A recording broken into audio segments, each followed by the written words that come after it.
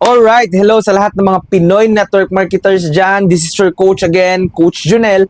And shout out dyan sa network marketing empire ko, Digital Tycoons Worldwide. Shout out sa inyong lahat dyan.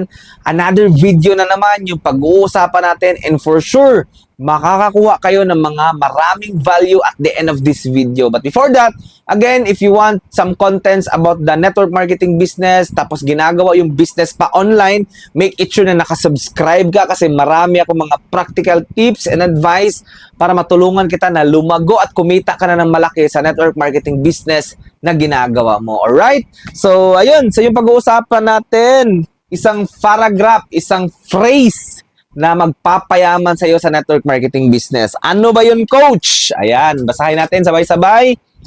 Be urgent while staying patient. Parang gulo, coach. Magmadali, pero taasan din yung patience. Ba? Parang ang gulo. What do I mean with this phrase? Ano ba yung ibig sabihin ng words na to? Yung be urgent while staying patient. Ibig sabihin, guys, dito sa network marketing, importante na aggressive ka. Ibig sabihin, sa setting of appointment, sa prospecting, sa follow-up, sa presentation, sa webinar, or sa closing, sa duplication, mabilis ka. Mabilis ka mag-move on sa mga emotions na hindi nakakatulong sa'yo sa success. Dapat mabilis ka. Pero, patient ka pa din kung hindi ka pa kumikita. Aggressive ka, nagmamadali ka sa paghataw, ginagawa mo yung max na effort mo every single day, pero sa results, okay lang na hindi ka agad mabilis. Yan. Kasi ang iba, mali. Gusto magka-results, urgent, pero sa paghataw, walang pasensya. Nakakapagod na, coach. Set lang ako ng set ng appointment. Invite ako ng invite. Wala talaga. Ayaw. Mali. 'Di ba? So, ang punto ko, aggressive ka, na-reject ka, move on, nag-quit yung leader mo, build another leg, build another team. Hataw. Be urgent with the activities, but the result, be patient. Patience is the key. Pag in-apply mo yon, pag tinandaan mo yung words na yon, be urgent while staying patient, yung pasensya, taasan mo yung pasensya mo sa results. Okay? Kasi for sure, pag ginawa mo yon, pag hindi ka naging emotional, di ba?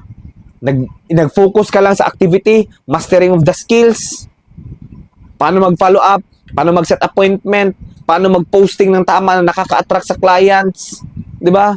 Paano mag-duplicate, paano mag-closing, paano mag-follow up, nag-aggressive ka every single day. Binubuhos mo talaga yung ano mo, yung best mo for that activities. Pero kahit na hindi ka mag-results, okay lang. Like what I've said sa iba kong video, slight edge. What do I mean with slight edge? Explain ko ulit kasi paborito ko yung concept na yan. Slight edge, kung ito yung results na bracket, at ito yung time na paghataw, time to, na humataw ka, plato pa yan, wala pang nangyari, pero it's just a matter of time, biglang results, success. Parang success ka agad.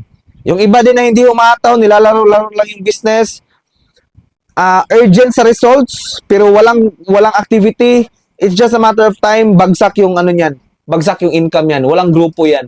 It's just a matter of time.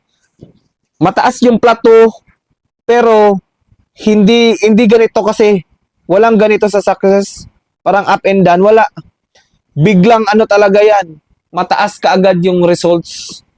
Nagets? Basta matanggap mo na kailangan mo maging urgent sa activities while being patient sa result. Not urgent sa results tapos sa activities walang kwenta, wala kang ginagawa. Mali yun. Alright? Slight edge principle.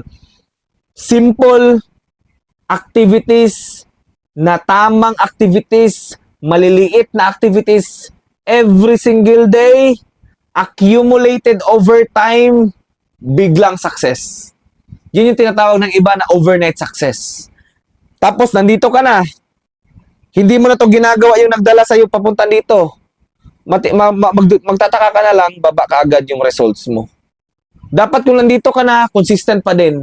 Kung ano yung ano yung mga activities na nagbit-bit sa'yo para maging successful ka, consistent mo yan ginagawa hanggang maging stable yung results mo.